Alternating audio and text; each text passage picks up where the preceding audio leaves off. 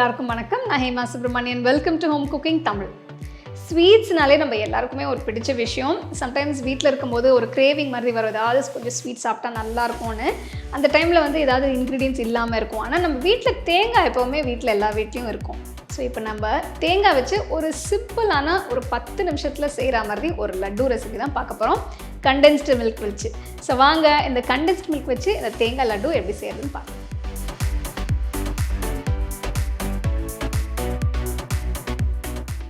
இந்த தேங்காய் லட்டு செய்ய முதல்ல 3லேருந்து 4 டேபிள் ஸ்பூன் துருவன தேங்காய் லேசாக வறுத்துக்கலாம். நல்ல சிவக்க வறுக்க வேண்டாம், லேசாக கலர் மாறாமல் வறுத்தா போதும்.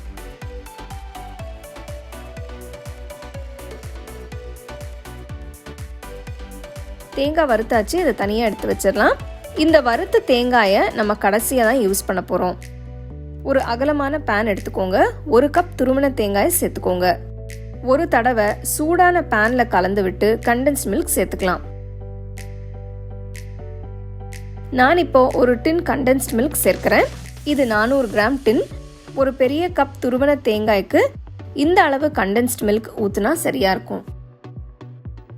ஸ்டோவை லோ ஃப்ளேம்லயே வச்சு லேசா கலந்து விடுங்க.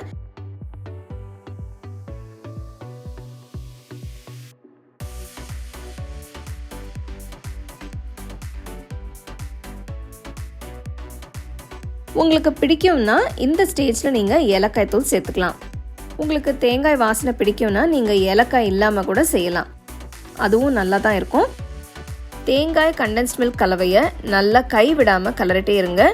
கொஞ்ச நேரத்தில் தேங்காய் சேர்த்த மில்க் எல்லாத்தையும் அப்சார்ப் பண்ணி திக்காக ஆரம்பிக்கும்.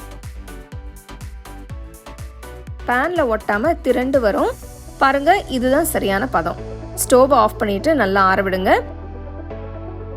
நல்லா ஆறிடுச்சு. உங்கள் உள்ளங்கையில் லேசாக நெய் தடவிட்டு கொஞ்சமாக மாவு எடுத்து உள்ளங்கையில் வச்சு 2 கையால் பால் ஷேப்க்கு உருட்டுங்க.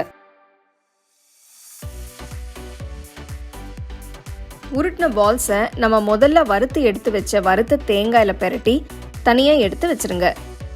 ஈஸியான டேஸ்டான தேங்காய் லட்டு ரெடி. உங்கள் ஃபேமிலிக்கு செஞ்சு கொடுத்து என்ஜாய் பண்ணுங்கள்.